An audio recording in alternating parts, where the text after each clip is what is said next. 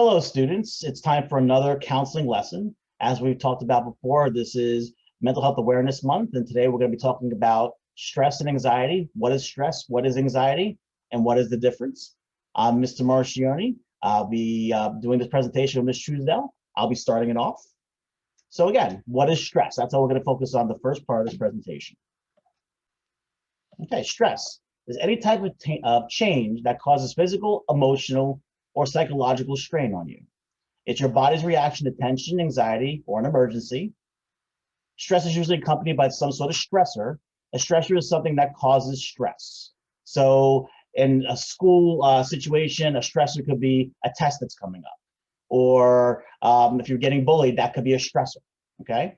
And what are some of the stressors in your life? So take a moment to think about. We just talked about bullying. We just talked about tests. And with everything that's been going on this year, what are some of the stressors in your life? Is not being in school and working from your computer for the past 6-7 months, is that a stressor in your life? Or are you someone that actually enjoys that? Think about what the stressors are.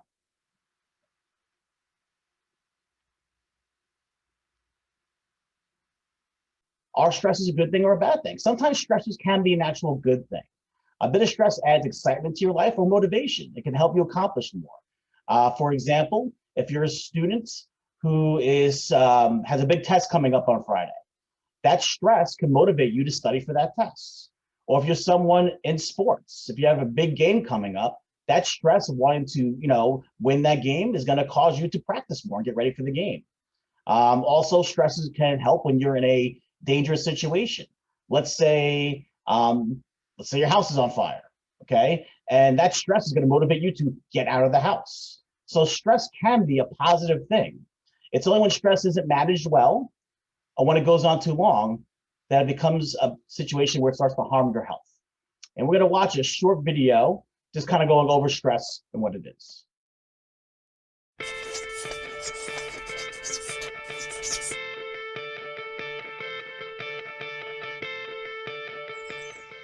Watch this. One little piece of paper can have a remarkable effect.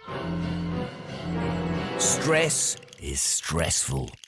But if you understand a bit about what it is, you'll be better able to deal with it.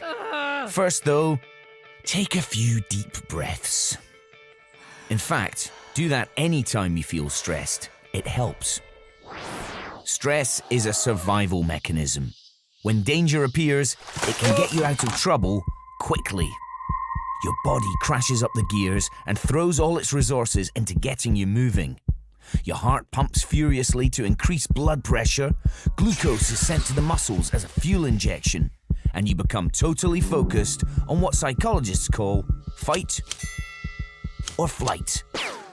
Thing is, this emergency state is only meant to last just long enough to get you out of danger. But here in the 21st century, we stress about different things, and for much, much longer. Your brain and body stay on red alert, and you'll be less able to think clearly, learn, or remember things. Take a few more deep breaths, because as you now know, stress is a physical reaction, and deep breathing helps to counteract its effects. So, what else can you do? Okay, top tips to reduce stress. First, get plenty of exercise. Let out all that locked up energy. Now, back to the problem. Get in control. Scope out the situation and how you're going to tackle it. Don't stress alone. Talk to someone. Socialize. And have a laugh. You can't laugh and quake with fear at the same time. Get down with nature on a big or small scale. And if your mind won't stop worrying, give it something else to do instead.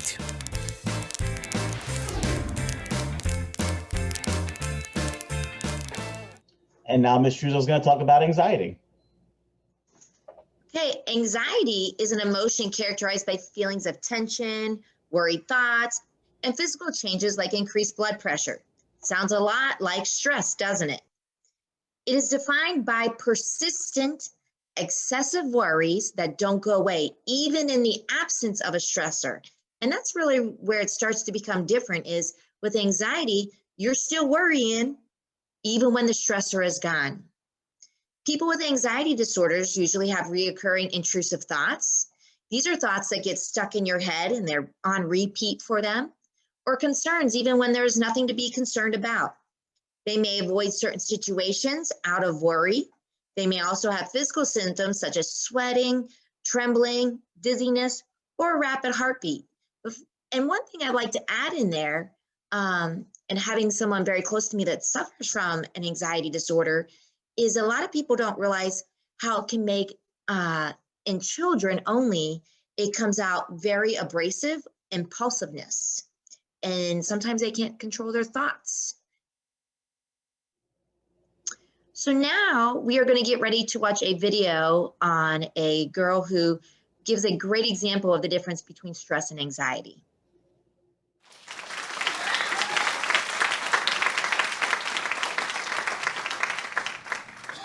I've always been a worried kid. Sometimes my fearful nature has been helpful to me. It's made me a conscientious child. But when 4th grade rolled around, it turned into something else entirely.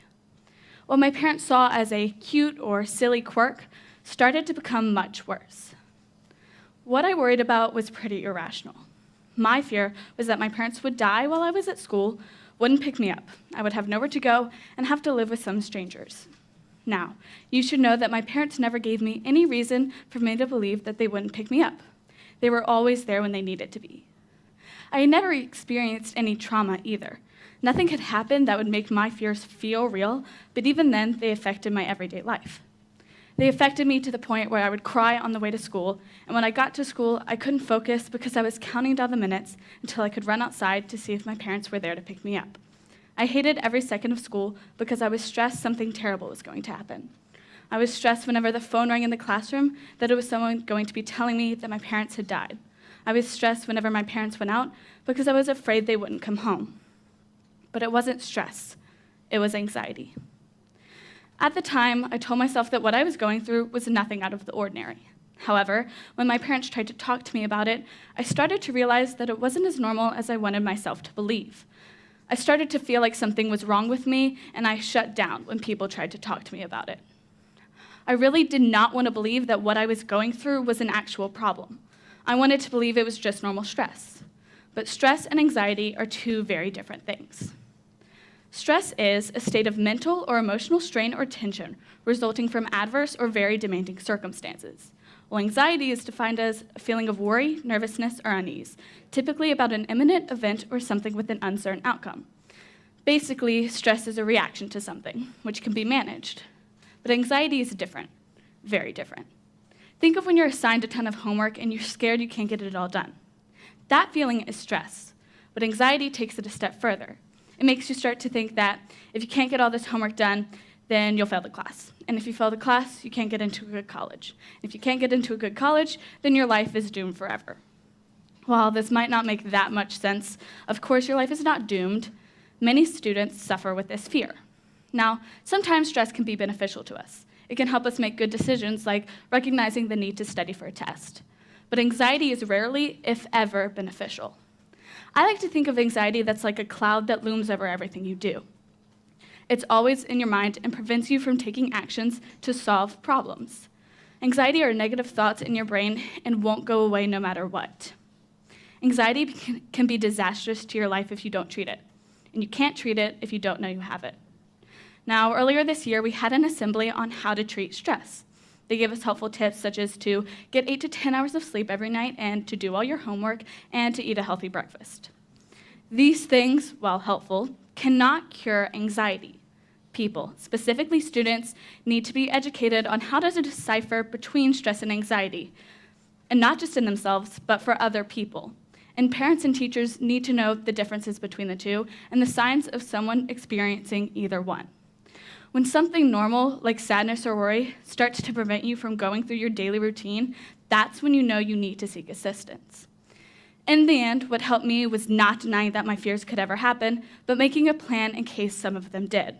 With the help of my parents, we made a list of phone numbers that I could call in case they actually did die while I was at school.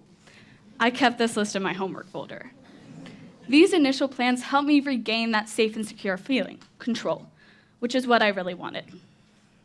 Now, I'm not about to come up here and say, I know how to solve anxiety, but I do know knowing yourself and being educated on where to get help is key. Be willing to open up and talk about it. Talk to a doctor or counselor who knows how to treat anxiety, and in time, you can find the right plan for your life. For me, discovering that I had a problem that could be solved was a huge relief. My goal is to encourage any of you suffering with something similar to seek help. For me, my mom forced me to bring it out into the open, to face it and to acknowledge it. And in the end, that's what made it better. It made me better. Learning that I didn't have to live in constant fear gave me hope. Now, I still struggle with some anxiety today. Little things like thinking my phone isn't in my locker when I've just seen it minutes ago.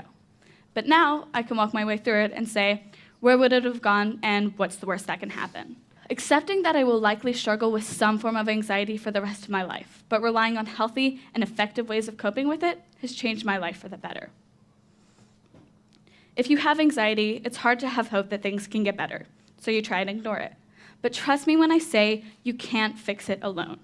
It might seem scary talking about it with a parent or teacher, but in the end, that's what's going to lead to recovery. Now, if you know someone struggling with anxiety, be there for them. It might seem silly to you that they're worrying about things that have such a little chance of ever happening, but it feels real to them and harms their life. If they're talking to you, that means they're taking one step further on the road to recovery. Encourage them to talk to their parents. Now, if you or someone you know is struggling with anxiety, offer to listen to them. Avoid saying things like, that's silly, you shouldn't think that way. Those things are harmful to the anxious person and risk them withdrawing and not seeking further help. Instead, be supportive and let them know that you're sorry with them. If you're in school, offer to go with them to the school counselor. The antidote to anxiety is to bring it out into the open. Don't let it fester and grow inside of you. Anxiety thrives in isolation, inside your mind.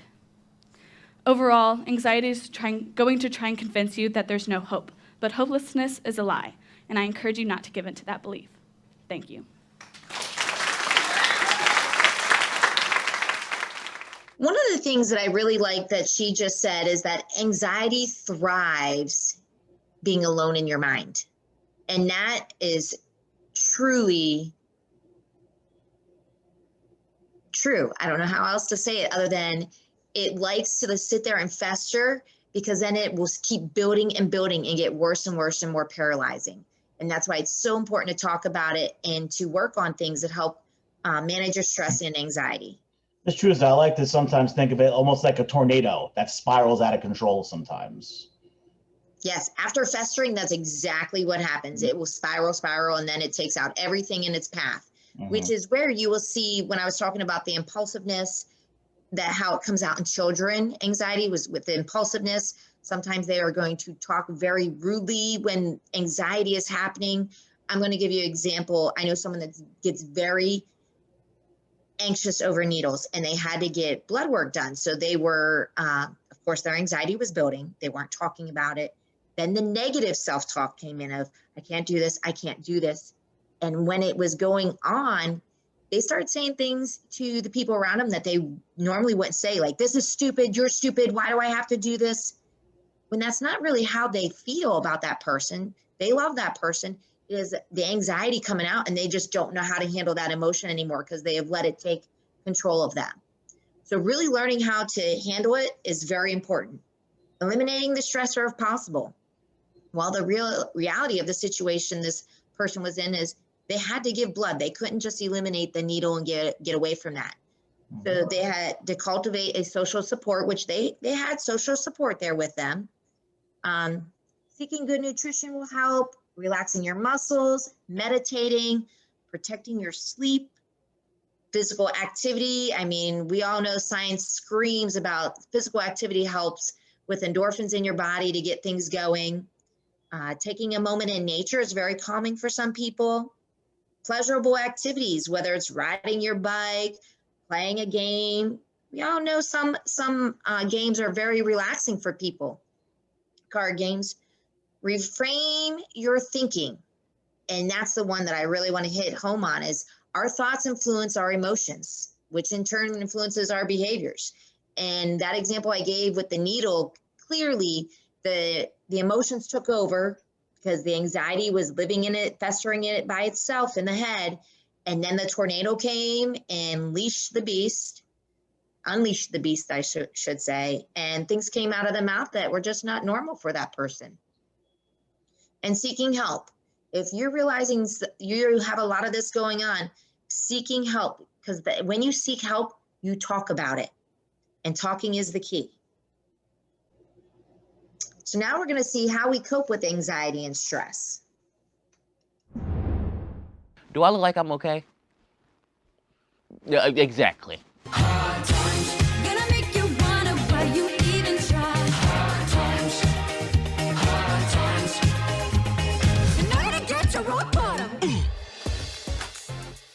I think what stresses me out the most is I'm really afraid of failure. So I work really hard and then I end up overworking myself. I chew gum constantly because I have halitophobia, which is the fear of bad breath, and I feel like everybody can smell my breath all the time. If I have an interaction with another person, I think about it for the rest of the day, and I overthink everything I say to other people. And that causes me so much stress because I'm like, oh my God, am I annoying? Am I weird? Like, what do they think of me? Especially with boys. Use your energy, your stressful energy, to just sit down and take it out.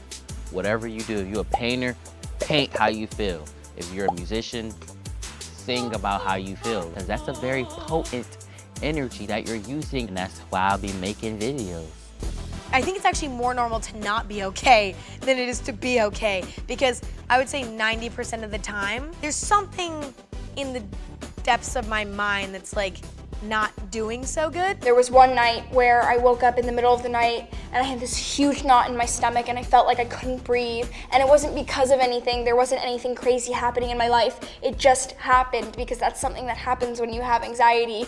And I had to go to the hospital and it was really bad. But I got through it. I'm alive. No one is ever gonna be like, I'm on top of the world every single day of their life. There has to be lows to have highs. It's okay to not feel okay and to ask for help from other people around you. There's help out there and it's waiting for you, so go and get it. I think it's really important to talk about mental health. It's something that's really stigmatized, which is odd because almost every single person deals with a different mental health issue throughout their lives. Have people in your life that you can talk about it with, and that's something that's really important and 100% necessary, if not mandatory for survival. You can't deal with it on your own. I have anxiety and I understand myself more than I did before when I was younger. Anxiety is not me, but it's a part of me. So if you have anxiety, embrace that. People look at therapy and they're like, oh, that's rude. Why would you recommend therapy to me? You think I'm crazy? I've kind of seen both sides of the spectrum of being depressed, where it's I'm young and I can't afford therapy. And then I'm an adult and I can't afford therapy. I'm a huge advocate for going to therapy. I think everyone should go to therapy, and it's not something to be afraid of. And also, it's kind of fun when you realize, hey, a lot of us are depressed. Let's make jokes about it instead of all being depressed.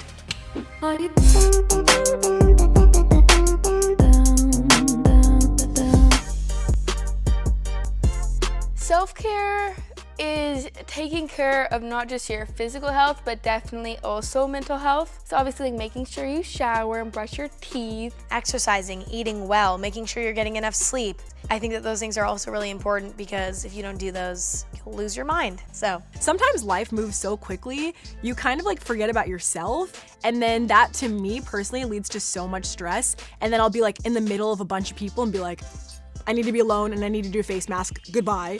And then you take one day and you're just today I'm going to make sure to give back to myself and do some things to slow my life down. Sometimes that's just closing my eyes and listening to a Beyonce album, or just looking at pictures of Solange because she's beautiful. And I think of all the people in the world, she understands self-care the most. Self-care is the Knowles family. Sometimes if I don't have my alone time, it's a little scary sometimes, just a little bit, just a little scary. It happened to me one time where I had this whole week of just hanging out with people, and I sort of had this panic attack after leaving the last session of these hangouts. Who am I? Oh my gosh. If you're just all over the place and with this person, with that person, you start to be more like those people and you lose what's inside of you. When I don't have enough alone time, everybody in the room is gonna feel it. I might not even say anything. And that's gonna be the problem, because I'm gonna be sitting there and everybody gonna feel my energy. It's just gonna be like a fire, just all cue to fire, just fire all around me. But I'm just sitting there like this.